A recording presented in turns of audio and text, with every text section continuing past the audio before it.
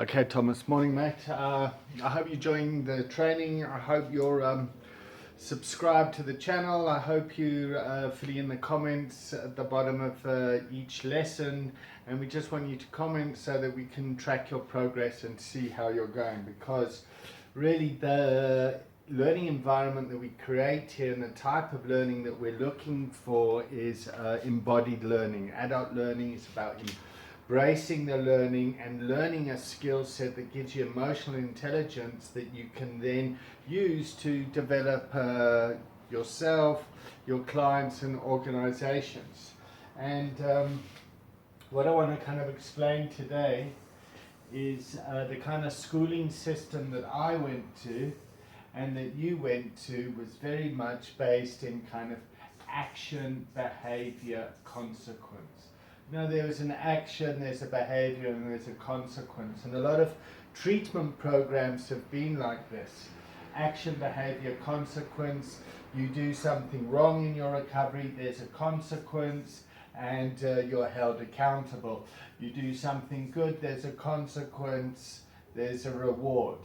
And really what happens is in the treatment world is people or the treatment team is kind of look at their clients' actions and their behaviors, and then they dish out consequences appropriately.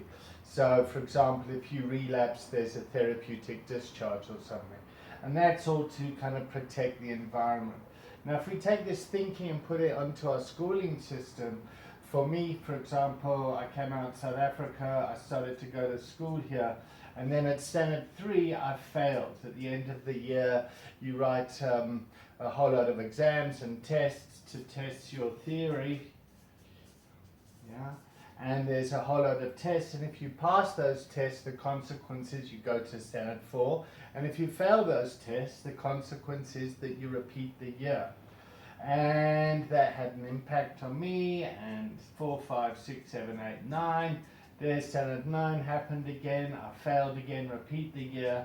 And then when I got to matric, I didn't get a university exemption. I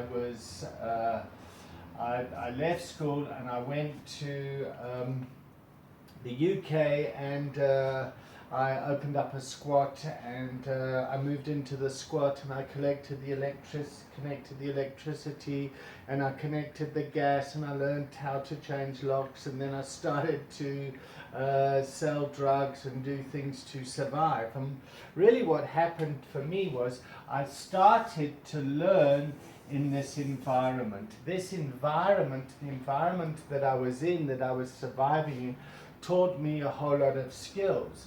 So for example, if you send someone to jail for smoking dope, they're going to go to jail and they're going to learn a whole lot of skills from that environment. And this is called constructivism.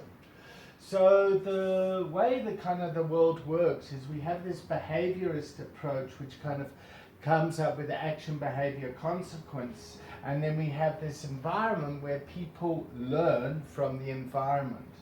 So if I look at my colleagues in the treatment field, they went off to medical school, university, they got a degree, and basically they enter the school of psychiatry or something, and then they get to operate and get licensed, and they can then give out information on, or they're licensed to charge to treat people, I guess. So really what I'm interested in is this distance here. Now this, what I'm going to call it, is called the ZPD, the Zone of Proximal Development. And the Zone of Proximal Development is the distance between the teacher and the pupil. So what that means is that you've got the teacher up here, or the doctor, the psychiatrist, the parent, or whatever it is, and then you've got the child here, or the student, or the patient. And the distance between these two is called the zone of proximal development. And what you're looking for is you're looking to come down to the student's level. So what makes a good teacher or a good student or a good doctor or a good sponsor or a good recovery coach is the ability of the coach to manage the zone of proximal development and to be able to move to where the client is.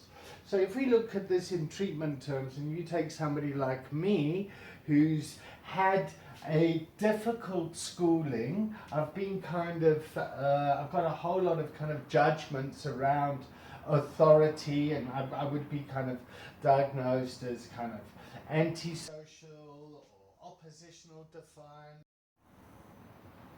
Okay, well that was a fuck up. My phone went off in the middle of it, but okay, I'm just going to carry on. Where was I? So the influence of this environment on me growing up, when I come here and I go into the doctor's office and I see the doctor there, I will then automatically, consciously or unconsciously, have a whole lot of opinions. So often what would happen is whenever I was put in front of a psychiatrist before or something, this distance was too great. So I would be resistant to this person already. So when this person would kind of tell me what to do or how to do it, because of my history and my past, I would not access that information. And if the psychiatrist or people have the ability to understand and to come down to where the client is and to kind of bring them up, that will then improve the relationship. So, because what happens is people's experience impact how they show up.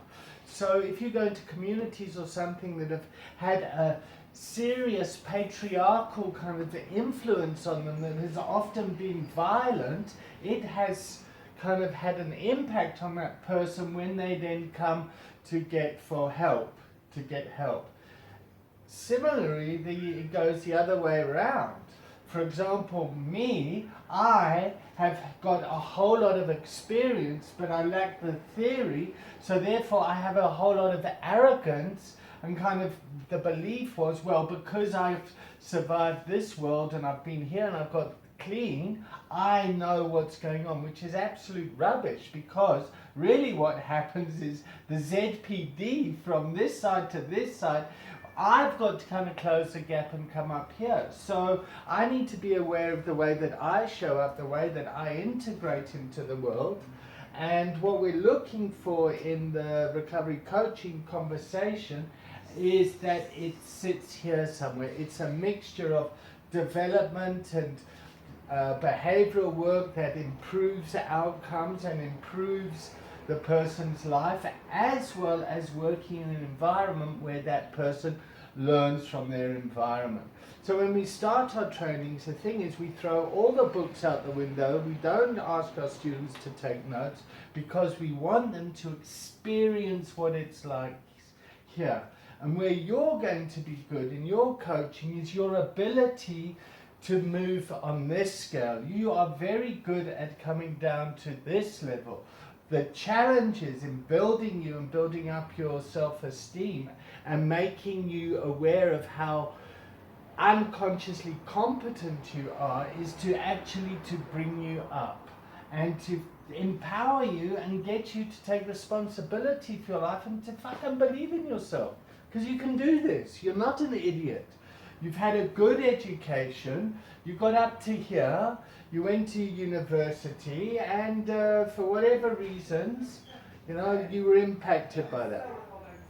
Oh, somebody's coming here. I've got to go. Catch up with you later, Thomas. Bye.